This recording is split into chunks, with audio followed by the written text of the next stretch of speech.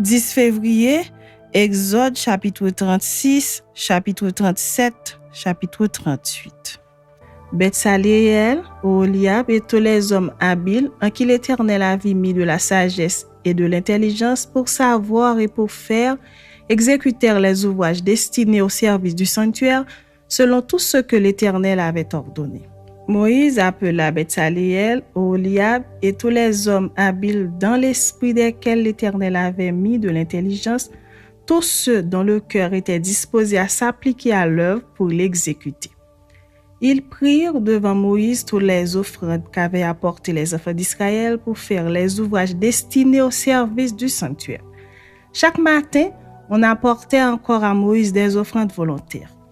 Alors tous les hommes habiles, occupés à tous les travaux du sanctuaire, quittèrent chacun l'ouvrage qu'ils faisaient et vinrent dire à Moïse: « Le peuple apporte beaucoup plus qu'il ne faut pour exécuter les ouvrages que l'Éternel a ordonné de faire. » Moïse fit publier dans le camp que personne, homme ou femme, ne s'occupa plus d'offrandes pour le sanctuaire. On empêcha ainsi le peuple d'en apporter. Les objets préparés suffisaient et au-delà pour tous les ouvrages à faire. Tous les hommes habiles qui travaillèrent à l'œuvre firent le tabernacle avec 10 tapis de fin lin retors et de fil bleu, pourpre et cramoisi. On y représenta des chérubins artistement travaillés. La longueur d'un tapis était de 28 coudées et la largeur d'un tapis était de 4 coudées. La mesure était la même pour tous les tapis. 5 de ces tapis furent joints ensemble, les 5 autres furent aussi joints ensemble. On fit des lacets bleus au bord du tapis terminant le premier assemblage. On fit de même au bord du tapis terminant le second assemblage. On mit 50 lacets au premier tapis et l'on mit 50 lacets au bord du tapis terminant le second assemblage. Ces lacets se correspondaient les uns aux autres. On fit 50 agrafes d'or et l'on joignit les tapis l'un à l'autre avec les agrafes. Et le tabernacle forma un tout. On fit des tapis de poil de chèvre pour servir de tente sur le tabernacle. On fit 11 de ces tapis. La longueur d'un tapis était de 30 coudées et la largeur d'un tapis était de 4 coudées. La mesure était la même pour les 11 tapis. On joignit séparément 5 de ces tapis et les 6 autres séparément. On mit 50 lacets au bord du tapis terminant un assemblage et l'on mit 50 lacets au bord du tapis du second assemblage. On fit 50 agrafes d'airain pour assembler la tente afin qu'elle formât un tout. On fit pour la tente une couverture de peau de bélier teinte en rouge et une couverture de peau de dauphin qui devait être mise par-dessus. On fit les planches pour le tabernacle, elles étaient de bois d'acacia placées debout. La longueur d'une planche était de 10 coudées et la largeur d'une planche était d'1 coudée et demie. Il y avait pour chaque planche 2 tenons joints l'un à l'autre. L'on fit de même pour toutes les planches du tabernacle. On fit 20 planches pour le tabernacle du côté du midi. On mit 40 bases d'argent sous les 20 planches, 2 bases sous chaque planche par ces 2 tenons. On fit 20 planches pour le second côté du tabernacle, le côté du nord, et leurs 40 bases d'argent, 2 bases sous chaque planche. On fit 6 planches pour le fond du tabernacle du côté de l'Occident. On fit 2 planches pour les angles du tabernacle dans le fond. Elles étaient doubles depuis le bas et bien liées à leur sommet par un anneau. On fit de même pour toutes aux 2 angles. Il y avait ainsi 8 planches avec leurs bases d'argent, soit 16 bases, 2 bases sous chaque planche. On fit 5 barres de bois d'acacia pour les planches de l'un des côtés du tabernacle, 5 barres pour les planches du second côté du tabernacle et 5 barres pour les planches du côté du tabernacle formant le fond vers l'Occident. On fit la barre du milieu pour traverser les planches d'une extrémité à l'autre. On couvrit d'or les planches et l'on fit d'or les anneaux pour recevoir les barres et l'on couvrit d'or les barres. On fit le voile de fil bleu, pourpre et cramoisi et de fin lin retors. On le fit artistement travailler et l'on y représenta des chérubins. On fit pour lui 4 colonnes d'acacia et on les couvrit d'or. Elles avaient des crochets d'or et l'on fondit pour elles 4 bases d'argent. On fit pour l'entrée de la tente un rideau de fil bleu, pourpre et cramoisi et de fin lin retors. C'était un ouvrage de broderie. On fit ces 5 colonnes et leurs crochets et l'on couvrit d'or leurs chapiteaux et leurs tringles. Leurs 5 bases étaient d'airain.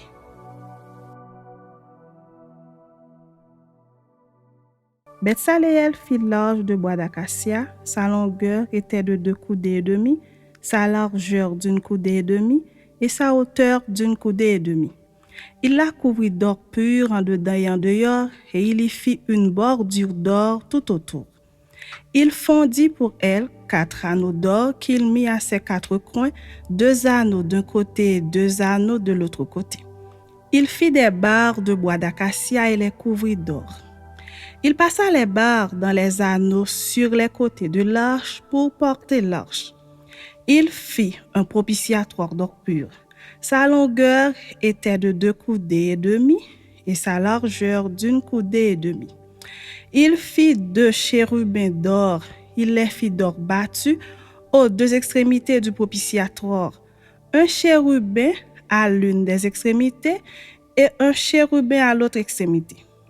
Il fit les chérubins sortant du propitiatoire à ses 2 extrémités.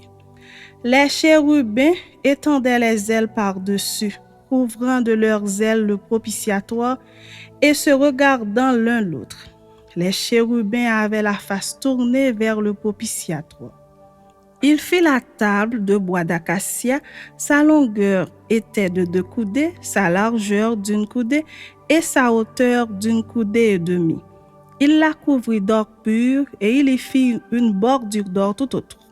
Il y fit alentour un rebord de 4 doigts sur lequel il mit une bordure d'or tout autour. Il fondit pour la table 4 anneaux d'or et mit les anneaux aux 4 coins qui étaient à ses 4 pieds. Les anneaux étaient près du rebord et recevaient les barres pour porter la table. Il fit les barres de bois d'acacia et les couvrit d'or, et elles servaient à porter la table.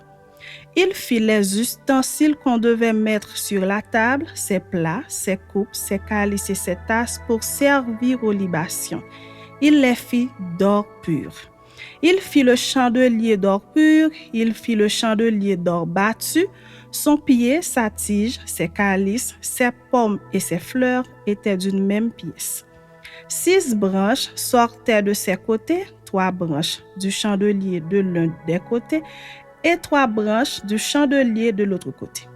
Il y avait sur une branche 3 calices en forme d'amande avec pommes et fleurs, et sur une autre branche 3 calices en forme d'amande avec pommes et fleurs. Il en était de même pour les 6 branches sortant du chandelier. À la tige du chandelier, il y avait 4 calices en forme d'amande avec leurs pommes et leurs fleurs. Il y avait une pomme sous 2 des branches sortant du chandelier, une pomme sous 2 autres branches et une pomme sous 2 autres branches.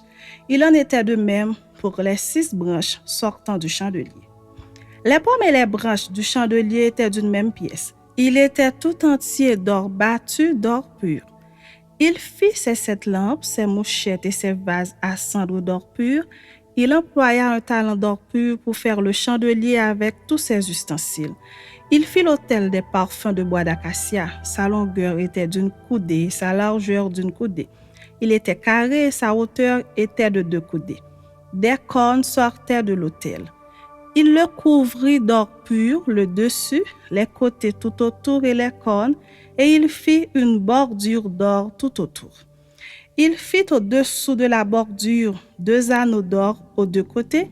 Il en mit aux 2 côtés pour recevoir les barres qui servaient à le porter. Il fit des barres de bois d'acacia et les couvrit d'or. Il fit l'huile pour l'onction sainte et le parfum odoriférant pur composé selon l'art du parfumeur. Chapitre 38. Il fit l'autel des holocaustes de bois d'acacia. Sa longueur était de 5 coudées et sa largeur de 5 coudées. Il était carré et sa hauteur était de 3 coudées.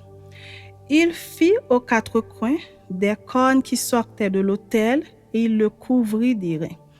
Il fit tous les ustensiles de l'autel, les cendriers, les pelles, les bassins, les fourchettes et les brasiers. Il fit d'airain tous ces ustensiles. Il fit pour l'autel une grille d'airain en forme de treillis qu'il plaça au-dessous du rebord de l'autel à partir du bas jusqu'à la moitié de la hauteur de l'autel. Il fondit 4 anneaux qu'il mit aux 4 coins de la grille d'airain pour recevoir les barres. Il fit les barres de bois d'acacia et les couvrit d'airain. Il passa dans les anneaux aux côtés de l'autel les barres qui servaient à le porter. Il le fit creux avec des planches. Il fit la cuve d'airain avec sa base d'airain en employant les miroirs des femmes qui s'assemblaient à l'entrée de la tente d'assignation. Il fit le parvis. Du côté du midi, il y avait pour former le parvis des toiles de fin lin retors sur une longueur de 100 coudées avec 20 colonnes posant sur 20 bases d'airain. Les crochets des colonnes et leurs tringles étaient d'argent. Du côté du nord, il y avait 100 coudées de toile avec 20 colonnes et leurs 20 bases d'airain. Les crochets des colonnes et leurs tringles étaient d'argent. Du côté de l'Occident, il y avait 50 coudées de toile avec 10 colonnes et leurs 10 bases. Les crochets des colonnes et leurs tringles étaient d'argent. Du côté de l'Orient, sur les 50 coudées de largeur, il y avait pour une aile 15 coudées de toile avec 3 colonnes et leurs 3 bases, et pour la seconde aile, qui lui correspondait de l'autre côté de la porte du parvis, 15 coudées de toile avec 3 colonnes et leurs 3 bases. Toutes les toiles formant l'enceinte du parvis étaient de fin lin retors. Les bases pour les colonnes étaient d'airain, les crochets des colonnes et leurs tringles étaient d'argent, et leurs chapiteaux étaient couverts d'argent. Toutes les colonnes du parvis étaient jointes par des tringles d'argent. Le rideau de la porte du parvis était un ouvrage de broderie en fil bleu, pourpre et cramoisi et en fin lin retors. Il avait une longueur de 20 coudées et sa hauteur était de 5 coudées, comme la largeur des toiles du parvis. Ces 4 colonnes et leurs 4 bases étaient d'airain, les crochets et leurs tringles étaient d'argent, et leurs chapiteaux étaient couverts d'argent. Tous les pieux de l'enceinte du tabernacle et du parvis étaient d'airain. Voici les comptes du tabernacle d'assignation, révisés d'après l'ordre de Moïse par les soins des Lévites sous la direction d'Ithamar, fils du sacrificateur Ahab. Betsaléel, fils d'Uri, fils de Hur, de la tribu de Juda, fit tout ce que l'Éternel avait ordonné à Moïse. Il eut pour aide Oholiab, fils d'Ahisamach, de la tribu de Dan, habile à graver, à inventer et à broder sur les étoffes teintes en bleu, en pourpre, en cramoisi et sur le fin lin. Le total de l'or employé à l'œuvre pour tous les travaux du sanctuaire, or qui fut le produit des offrandes, montait à 29 talents et 730 cycles selon le cycle du sanctuaire. L'argent de ceux de l'assemblée dont on fit le dénombrement montait à 100 talents et 1775 cycles selon le cycle du sanctuaire.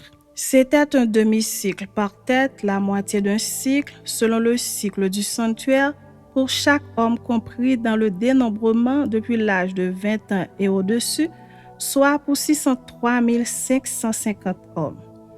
Les 100 talents d'argent servirent à fondre les bases du sanctuaire et les bases du voile, 100 bases pour les 100 talents, 1 talent par base. Et avec les 1775 cycles, on fit les crochets et les tringles pour les colonnes et on couvrit les chapiteaux. Les reins des offrandes montaient à 70 talents et 2400 cycles.